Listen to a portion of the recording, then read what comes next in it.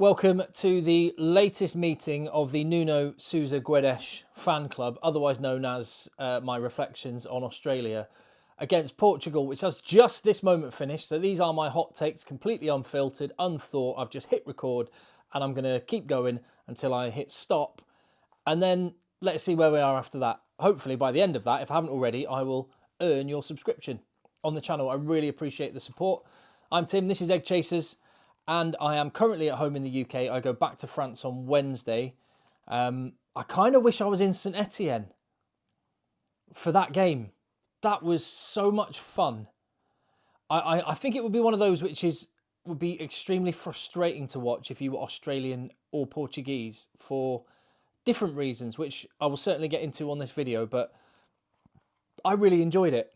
And the one time I've been to that stadium in St Etienne was to watch arguably the worst game of the Rugby World Cup. Argentina versus Samoa was dreadful. That was a lot more fun.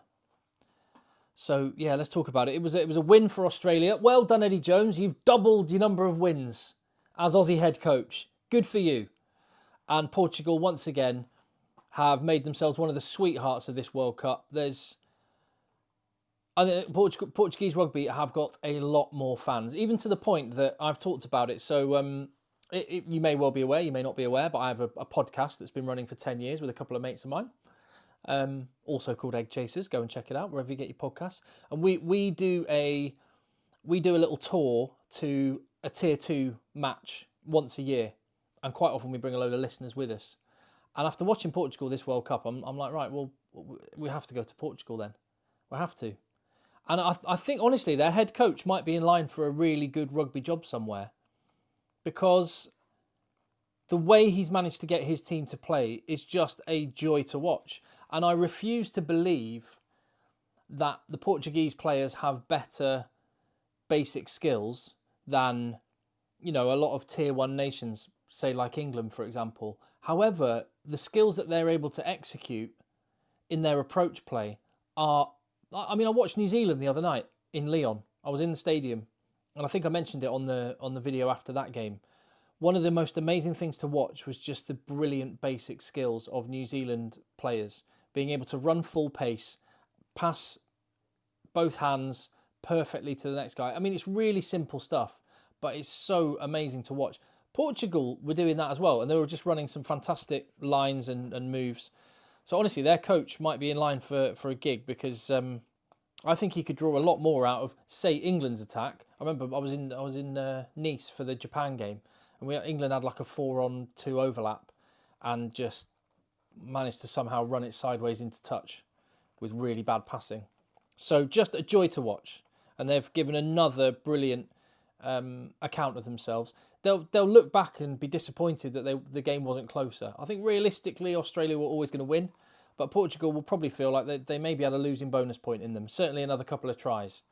And Australia, look, let me talk about Australia for a minute. So they've now got to sit in camp and just on death row, waiting to be told they can go home. They even if they'd lost today, they would have still had to have waited in camp, I believe. No, that's not true.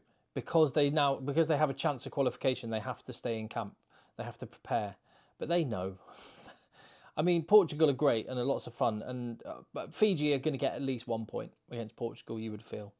So, they're on death row. The one thing I didn't like, and I was there in the stadium in Lyon, again, for Wales, Australia. Fantastic performance by Wales. Every time Eddie Jones goes on the big screen, massive boos. I don't know why. I don't mind a bit of pantomime, but I don't know. It doesn't sit very well with me. Didn't like it. I don't like. It just feels a bit cruel. I know people would say he's brought it on himself, and I do get that. And I'm not defending Eddie Jones here. His Australia team have been bad, and he made some bold decisions in selection coming into the World Cup, and it appears to have backfired badly. But I would also point out, Australia have a couple of players coming into the World Cup who I would say would have been pushing for a World 15 spot if you were picking it on form over the last couple of years. Marika Korombete and Samu Kerevi, up there in the conversation about the best players in their position in the world. before this World Cup. They're nowhere near it. They are nowhere near it. What has happened to those guys? And some of it, some of the decisions players are making out on the field, it's like, no, that's not a coach. That is just you making a terrible decision. Now, that may come back to the environment that Eddie Jones has created, but I do think you have to judge this fairly. And Eddie Jones made some bold calls which have backfired. He's not getting the best out of his team, but there's some players that are playing way below par. Way below par. And you add to that Will Skelton and Taniela Tupou, and Corabetti, Karevi playing how we know they can, Skelton and Taniela Tupou in that team, and it's a very different picture. And let's also just say that even if Australia had Michael Hooper and Quade Cooper in their squad, they're not winning the Rugby World Cup this year. That's just not happening. It might have been a happier camp, and they may well have played a lot better than they did. As it is, the gap between the teams was 20 points. When Portugal had a man in the bin, Australia scored 21 points. Let that sink in. They really, really struggled. And I don't take any joy in saying that, because I want Australia to be good. They're traditionally, they've never not made the quarterfinals. They've won the World Cup twice. And they're in a bad, bad way. And hey, England has got our problems as well in rugby, on and off the field. So rugby's in a bad place. But at least Portugal are a real positive story we can hang on to from this World Cup. With a lot of negativity going on, Portugal, the way they've played, vamos attitude, giving it some, love it. And as I say, Nuno Sousa Guedes sort of typified that. Also their skipper, Thomas Appleton. I just like the cut of his jib, the way he talks to the referee, his kind of calmness, and also wonderful hair. So he needs to get an endorsement from a shampoo company as soon as possible. Who's got better hair in the Rugby World Cup than Thomas Appleton? Faf de Klerk, maybe. Other than that, no, they've got some real good players. I love their back three. There was a lot of contentious moments in that game, wasn't there? And I don't like talking about officials and TMO bunkers and stuff, but Joy Neville kind of ironically sucked the joy out of that game for me at times. But no, do you know what? I'm not going to talk about that. There's lots of other stuff we can talk about without going into on the decisions of the officials. But yeah, there were some moments that had me scratching my head. And again, just to build on what I said on one of the videos yesterday, I think it might have been after the Scotland-Romania game, I'm sort of given up on, and I'm just doing it now, kind of a little bit of me is just given up on talking about the officiating decisions, because I don't know where we're at with what's a yellow card, what's a red card anymore. It feels a little bit to me like, and this is not me going back over the Owen Farrell thing, but I'm just using that as a reference point. If the red card and the 6-game ban reduced to 4-game ban was the benchmark of how this Rugby World Cup was going to be officiated, we would have had a lot more red cards. As it is, it feels like World Rugby have gone, oh no, it's a Rugby World Cup. We don't want these red cards all of a sudden, so let's just do it differently. Which I have no problem with, as long as, when the World Cup's gone, we keep things consistent. That's the word that everybody wants. We want to just look at a tackle and go, yeah, that looks more like a red. Or, sometimes they're debatable, aren't they? And sometimes you might have 10 people that look at it and 8 of them think it's a yellow, 2 of them think it's a red. As long as the majority of us can look at it and go, do you know what, that makes sense. I've given up even bothering to guess now. I'm just assuming that whatever happens, they're going to find a way not to give red cards unless it's absolutely egregious, which again, honestly, I'm absolutely fine with. I just want that to be applied across the board. So, Betancourt, the centre, went from hero to villain very quickly. Portugal went ahead 7-3 after his try.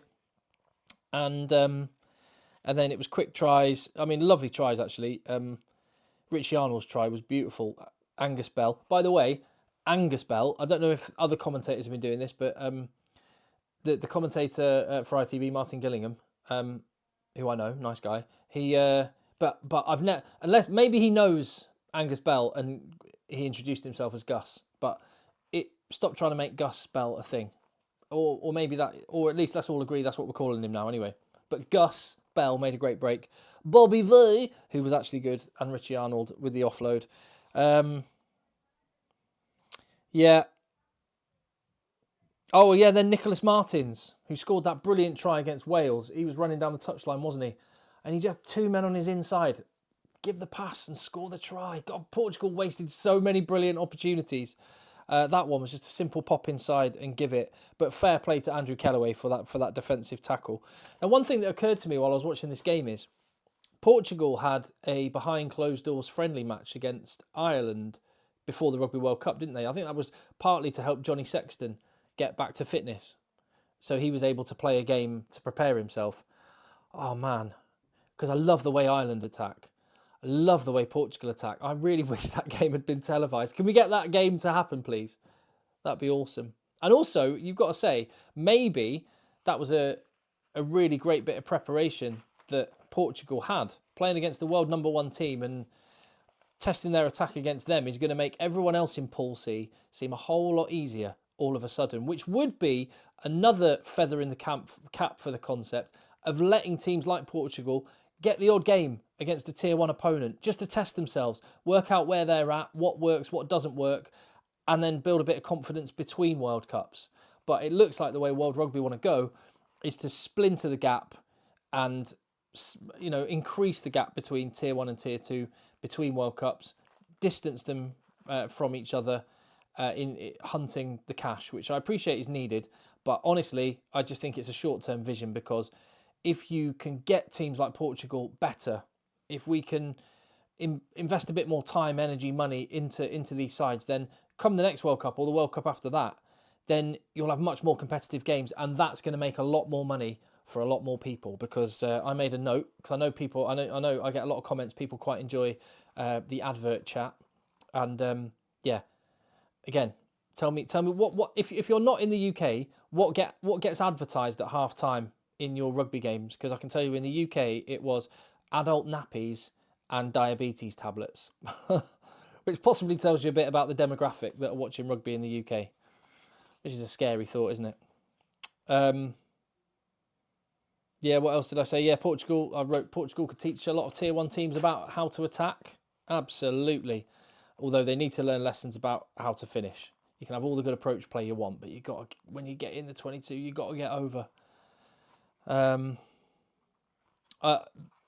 The hooker, I only noticed it today, and I like the style. A hooker with, did you notice he had 1 red boot and 1 green boot? It's only a small thing, but small things that I appreciate. So, and that should have been a penalty try for that pushover, shouldn't it? When he scored a try and was like absolutely delighted with himself, and then it turned out, well, no, hold on. Joy Neville decided that it was clear. She said, he's clearly knocked the ball forward. The footage that I watched didn't show anything clearly, and you could see, was it Matthew Reynal, the assistant referee, and Nika Amakasheli, who I actually quite like as a referee, I've got to say. I think he's been really good this World Cup. They were looking at it and going, you could tell they were going, Joy, has he clearly knocked that on? Oh, yeah, clear. Absolutely clear. Was there clear separation? Yeah, oh, yeah, clear separation. I didn't see it. And if there was another angle that showed it, show it to us. We didn't see it. Didn't give the try, but then they didn't give the penalty try either, which they really should have done. It wouldn't have changed the result, but it would have made it more enjoyable. And you just kind of want Portugal to be able to go away feeling that they got what they deserved. And a lot of people will be saying, oh yeah, and they didn't show us, if there was another replay, they didn't show it to us, but I'll tell you what we did get a load of replays of. People blowing raspberries in slow motion. What is the obsession French TV directors have with in slow-mo? Show us the rugby. Show us the bits of rugby that we actually need, please. Yeah.